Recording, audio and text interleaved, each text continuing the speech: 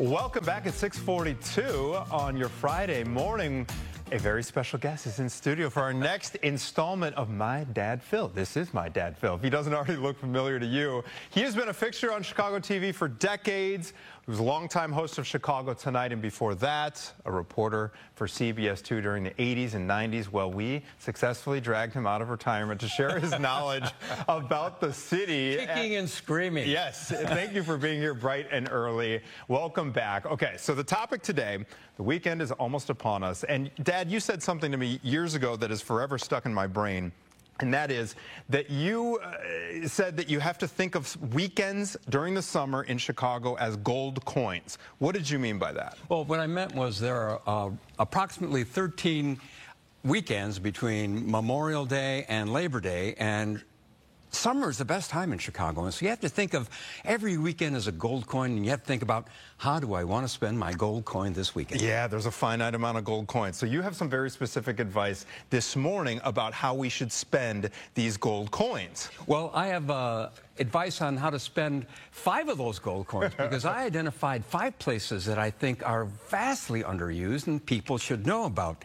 And my reaction to these places is, why aren't more people here? Number 5 on my list is Graceland Cemetery at North Clark Street and Irving Park Road. Now, it's historic and it's famous, and it's no secret that many prominent Chicagoans are buried here, but it's on my list because most people don't know how kid-friendly it is. It's a safe place to bike past the resting places of famous people like Daniel Burnham, Louis Sullivan, Marshall Field, and Ernie Banks. And even though it's a cemetery, kids are not creeped out to be here. It's a great place for walkers, but it's roomy enough for kids on bikes, and I love that you do not have to worry about cars. Also, there are coyotes here, and every now and then you glimpse one of them, and it's kind of fun. And there's turtles in the pond. I remember going with you, and the thing is, unlike some other cemeteries, Graceland actually welcomes bikers and walkers and joggers. That's correct? what I mean. People don't know that, and they think it's morbid because of the cemetery. It's actually a decent I'll tell you spot. what, nothing morbid about it for kids. You talk about turtles. We got some turtle food at the pet store, and man, we had fun doing that. Okay, let's go to number 4. Number 4 on my list is a jewel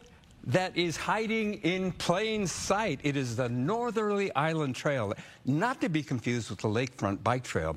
And as you know, Northerly Island used to be Meigs Field, and it has a really wonderful trail for walking or biking, and it has never been the least bit crowded when I've been there. The trail is smooth, easy to ride or to walk, and the views of the city are fantastic. If you get off your bike and take a little climb, it can be very windy and a lot of fun. So when you go to the field, the shed, or the Adler, you can go for a beautiful walk or pack some bikes. The path is right next door to these. Speaking of wind, look at those are your granddaughters. Yeah, right those are your nieces. And right now the prairie flowers are fantastic. Okay.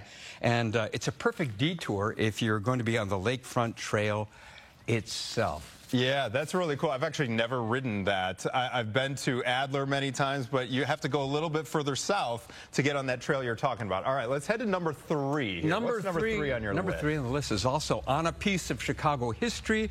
The place is called the Garden Dirt Jumps, and it's close to Lane Tech High School near Western and Addison. It's a set of dirt jumps located on the side of the old Riverview Amusement Park.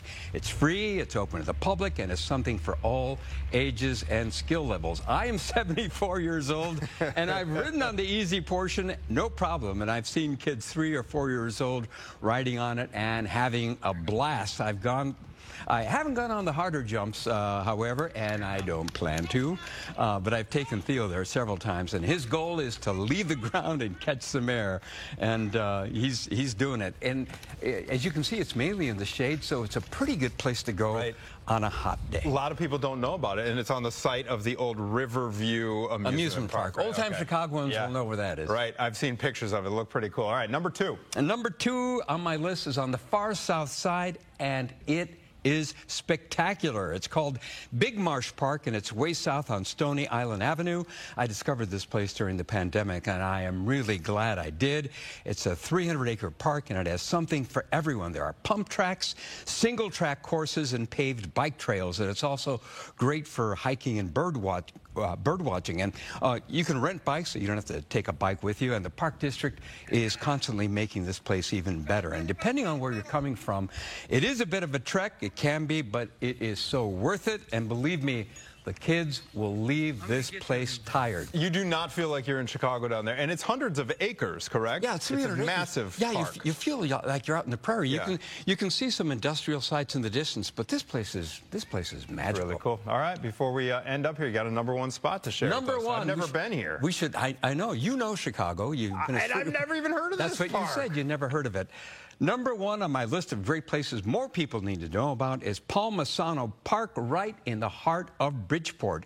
It used to be the Stearns Quarry. It is a 27-acre park that used to be a working quarry, but it's been turned into a very cool park with wetlands, preserved quarry walls, and hiking trails.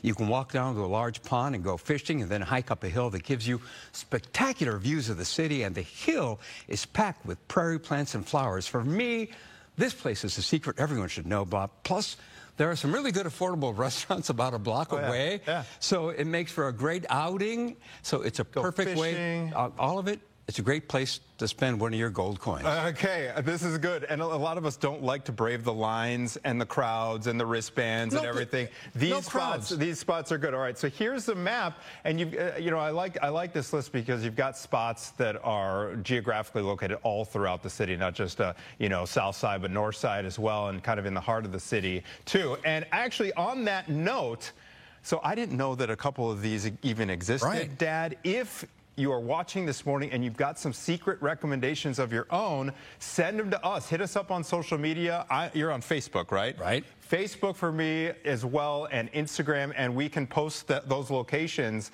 if you chime in to our website, fox32chicago.com. Dad, those are great recommendations. I've actually only been to 1 or 2 of those. I think Graceland and Big Marsh Park, but the other ones. Well, that means you have three more to check off the list. And viewers, if you send us some of your suggestions, we might check them out and put them on the air because we'd like to know more things. My Dad Phil, everybody, thank you very much for coming in early for us and advising us on how to spend those precious Chicago summer gold coins. And we're back with more Good Day Chicago right after this.